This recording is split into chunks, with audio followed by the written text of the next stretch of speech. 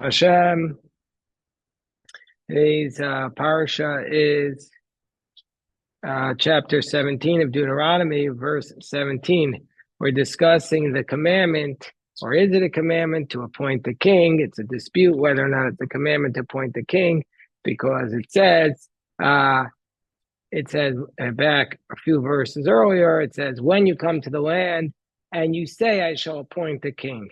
And when the people asked Shmuel Hanavi to appoint the king in 1 Samuel chapter 8, he gets upset at them. So there's a dispute whether or not it's a mitzvah to appoint the king or are you're allowed to appoint a king. But anyway, Rashi doesn't enter into that discussion. Rashi discusses the laws of the king, which the Torah talks about, which is that a king is not allowed to have too many horses. That's what we discussed yesterday. And in today's pasuk, verse 17, chapter 17, verse 17, it says, "V'lo yarbelu nashim." He's not allowed to have too many wives. V'lo yasur v'avok, so that they don't take his heart astray. The kesef is a havol yarbelu mode. He's not allowed to have too much gold or silver. Just curious, we have multiple historians here, scholars here. Has anybody seen a parallel to this in any other culture where the king had limitations on the amount of wealth that he was allowed to acquire? I mean, starting with Magna Carta, there were limits on the king, but not on wealth. Right. Limit on his authority, but not limits on the amount of. I mean, I guess you could say that there were limits that. And there were limits in the amount he could just appropriate, because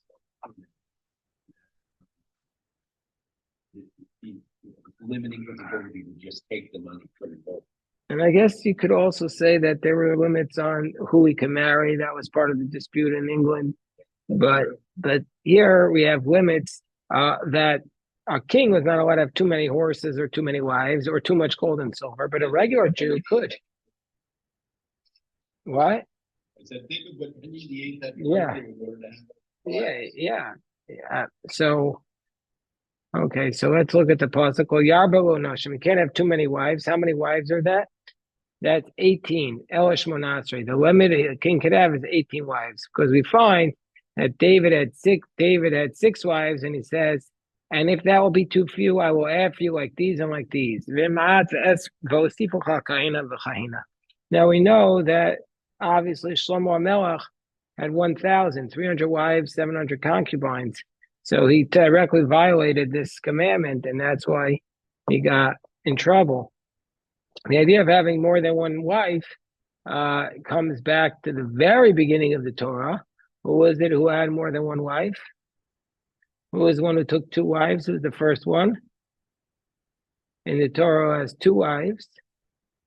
Vayikach lo lemech shtei nashim, shem achat Adav, shem achat shem hashinith Tzila, Adav and Tzila. I think those are their names. So Lemech had two wives.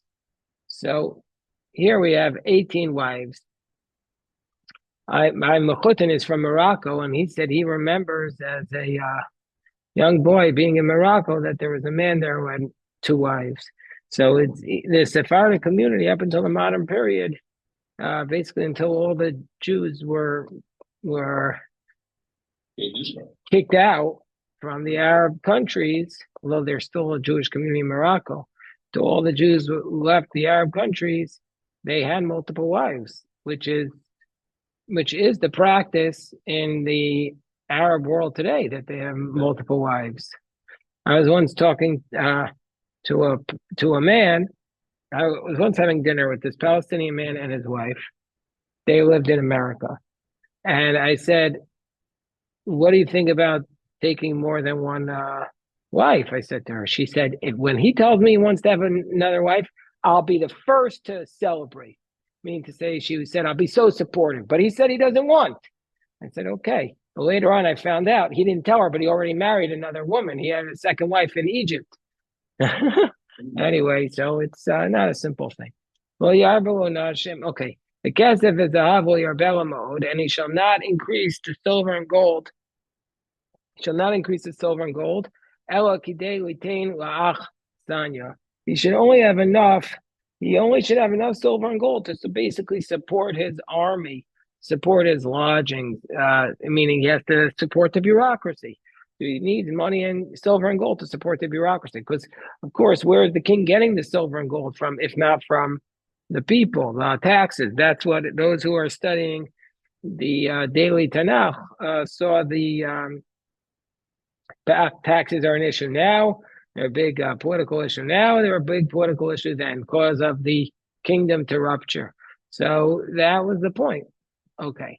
Vaya kishivto al kisei mamlachto. And when he sits on his throne, the kasav lois mishnah Torah zos, he shall write for himself 2 copies of the Torah. Al sefer milifnei kohanim elavim, on a scroll from in front of the Kohanim and the Leviim. So the king has to have 2 copies of the Torah. Not 1, but 2. Rashi says, when he sits,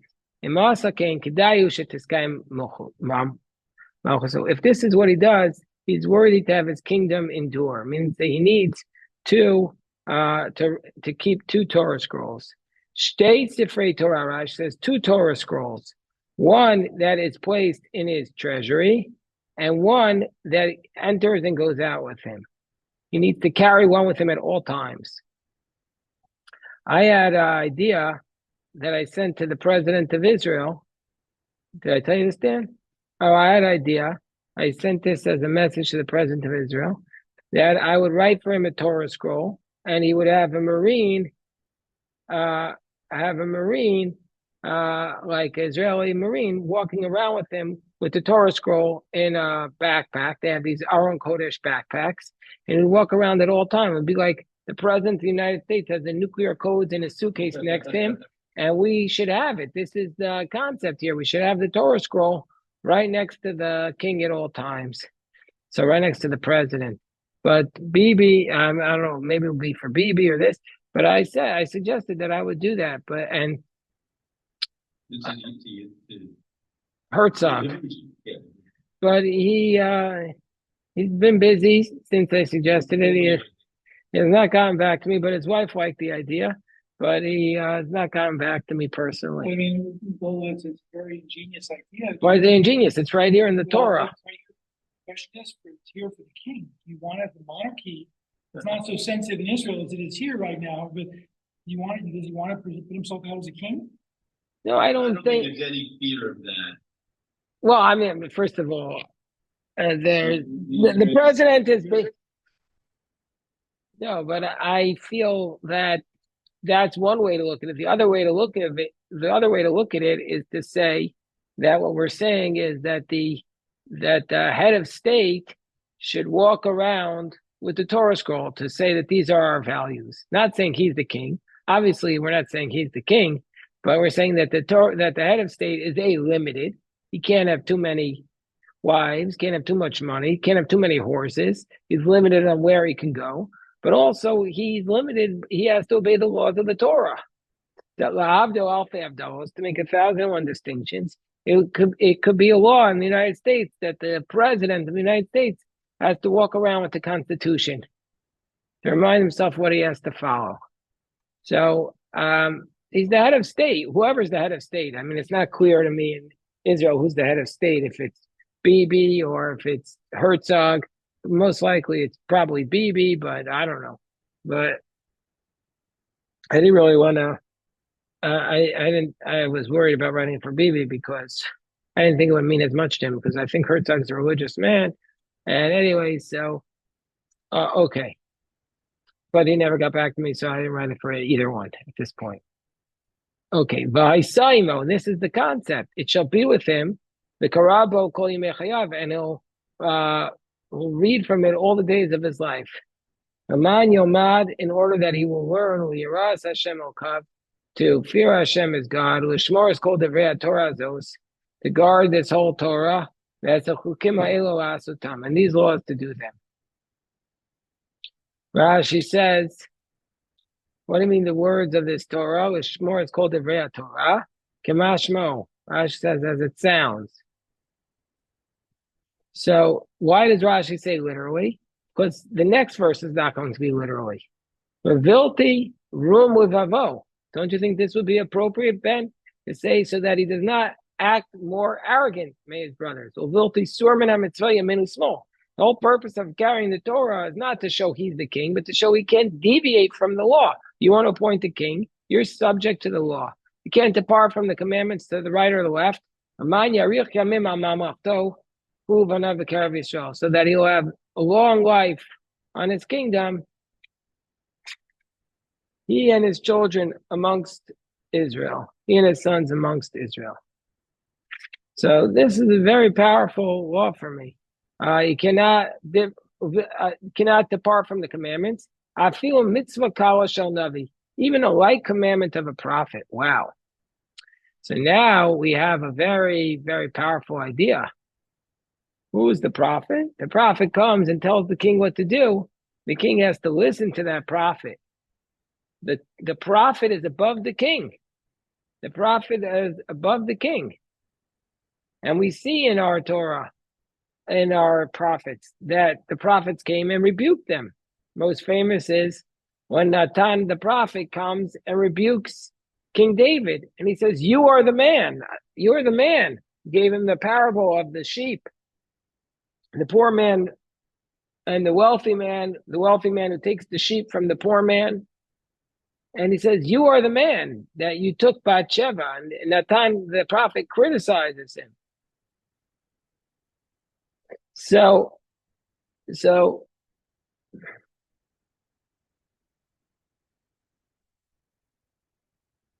and you do this, you'll have a long life. From the implication of this, you hear the negative, that if you don't do this, you'll have a short life, if you don't keep this. And so we find by Shaul, Sha'amaro Shmuel, that Shmuel said to Saul, Shivas yamim tochel ad boi elecha. You have to wait for me until I come, to bring the offerings. And it says, Vayochel shevas yamim v'lo shamar avtachto. He waited 7 days, but he didn't keep his promise. Saul didn't wait the whole day. And he didn't finish bringing this offering until Shmuel came. And he said, you lost the kingdom. So why did Saul lose the kingdom? Because Samuel said, you wait 7 days until I come before you bring an offering. And he didn't wait. And that's why he lost the kingdom. So we see from here that the mighty, powerful king, the general, the one who commands the army, it's very clear from the book of Samuel that that's his army. He has to obey the laws of the prophet, the laws of the Torah, and the laws of the prophet. And he has even more limitations than a regular citizen. Regular citizen is not commanded against accumulating wealth and accumulating wives and accumulating horses, but the king is. I thought the reason he lost the kingdom was because he didn't kill every man and child and all the apart from that he killed, that he didn't kill Agag from Amalek. So this was in that same incident. This was part of that same incident. So it's the text says, now your kingdom will not last. And then it was only afterwards that Samuel goes ahead and kills, that Shmuel goes ahead and kills Agag.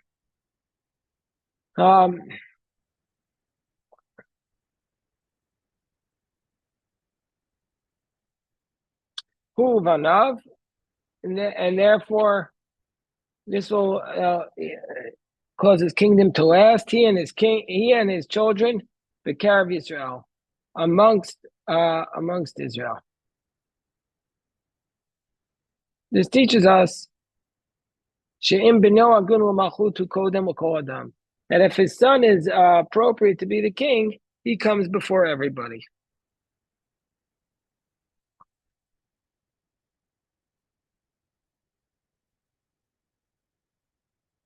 So we see from here that the monarchy is passed down from generation, but only if he's worthy. If he's not worthy, he doesn't come before everybody.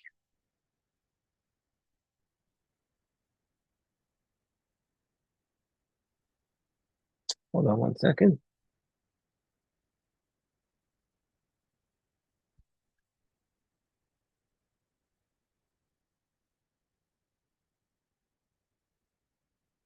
Okay. So now we go on to the next verse.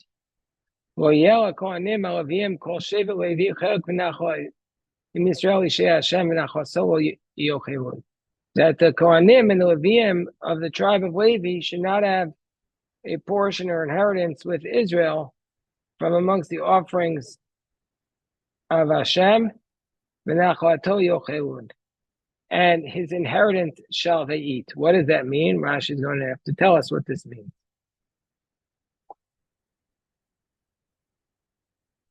There's a very, very long Rashi here, so we'll go slowly here.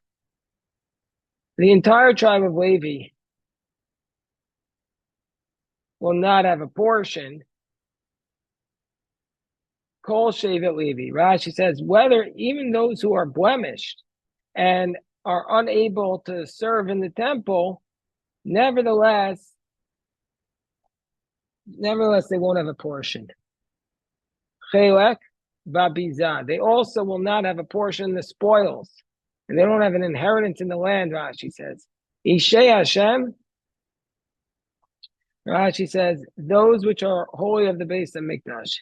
Benachol Aso, Elu Kodshei Agvul. This refers to the tithes of the borders, meaning to say the trumot, but a complete inheritance he will not have amongst his brothers. And in the Sifrei, we're at chapter 18, verse 1. In the Sifrei, they expounded it to mean, this is a very interesting Rashi. Very interesting Rashi. Chapter 18, verse 1. He says, Ube Sifrei Darshu, in the Sifrei they expounded, the Nachla lo yalo, he shall not have an inheritance. This refers to Nachlat Sha'ar, the inheritance of the other. Bekarev Achav, amongst his brothers, this refers to the inheritance of 5. Zunachlat Chamisha. What does that mean? Rashi, I don't know what it means, but Rashi says, Eini Yodea Mahi. I don't know what it means. Rashi says, I don't know what it means. And then Rashi says, it appears to me that the land of Canaan, from the other side of the Jordan, is called the land of the 5 nations. Not the 7 Canaanite nations, but the 5. The land of Sichon and Og, and Mori, Kanani, and Nachlat Sha'ar comes to include the Keni, Kenizi, and the Kadmoni. And then Rashi says, I subsequently found, in the words of Rabbi Kolonimus basically he was killed, murdered in the First Crusades in 1096, and he was in Rashi's yeshiva in Worms, reads it as follows. He should not have an inheritance. These are the inheritance of 5 amongst his brothers. Those are their inheritance of 7. The inheritance of 5 and the inheritance of 7. Meaning to say, and since Moshe and Yoshua gave inheritance to number 5 tribes, because Moshe Reuben got in half of Manasseh, and Joshua gave Judah and Ephraim, and the other half of Manasseh. And the other 7 tribes took it on their own after Joshua died. That's what it refers to, according to Rabbi Kolonimus. So Rashi is just such a humble man. He says, I don't know what it means. He gives his theory, and then after he does it, he says, later on, I found Rabbi Kolonimus. So that's such a beautiful... Sometimes, when I would study with these teachers, in yeshiva, with these rebbes, sometimes I would learn more just from their personal behavior than from anything that they would teach me in the class. And you see, like Rashi, of all the writers of the rabbis in the Middle Ages, his humility just jumps off the page. Hold on, just give me 1 second. Give me 1 second. I want to. Okay. So then the pasuk says.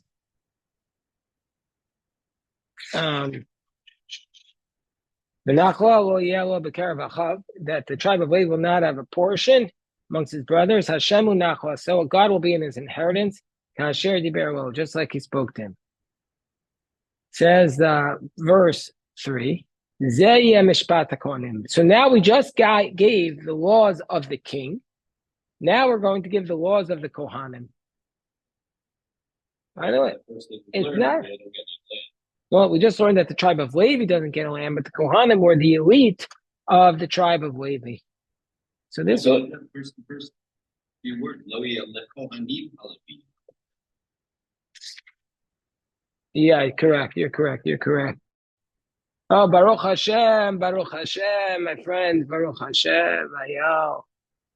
Baruch Hashem, Ilan, Eitan. There's no tradition of Kohanim, right? The name of the So the Levites are in the cities of refuge, and the Kohanim had cities. We know that because Shaul killed the city of Kohanim. That's when he committed his big sin that he never recovered. Remember, he killed the city. You learned this when you did the whole Tanakh with Rabbi Gittler. The city of Nov, of Kohanim, that they gave shelter to David unwittingly, and Doeg, the Edomite, told Shaul, and Shaul killed him. Remember this? Does this? No, I'm not quizzing you. Okay, so this is the laws of the Kohanim from the people. We're in chapter 18, verse 3. Meitam. Me'et sivchei zevach imshorim seh, from the offering, me'et sivchei zevach imshorim seh, from the ox or the lamb, and atala kohen hazro v'alachayim v'akiva. So the Kohen gets 24 priestly gifts. Elon, this is for you. You walked right in at this exact moment. Ayal, you're not a Kohen, are you? So, what? And Eitan, I know, isn't. But the Kohen gets 24 gifts. Now, I once had a person, what are these gifts? The first is the forearm, the cheeks, and the keva. The keva is like one of the stomachs. So this theoretically is still around today. And there was once a guy who called me and said, we have to be more strict about this. And I said, well, nobody eats the l'chaim, the jaws. He said, yeah, that's the tongue. But really, the tongue should be given to the Kohen. When I went to Gottlieb's in New York like 3 weeks ago, I ordered a tongue sandwich. Who can guess how much that tongue sandwich cost? How much? It was a sandwich. What did you? How much?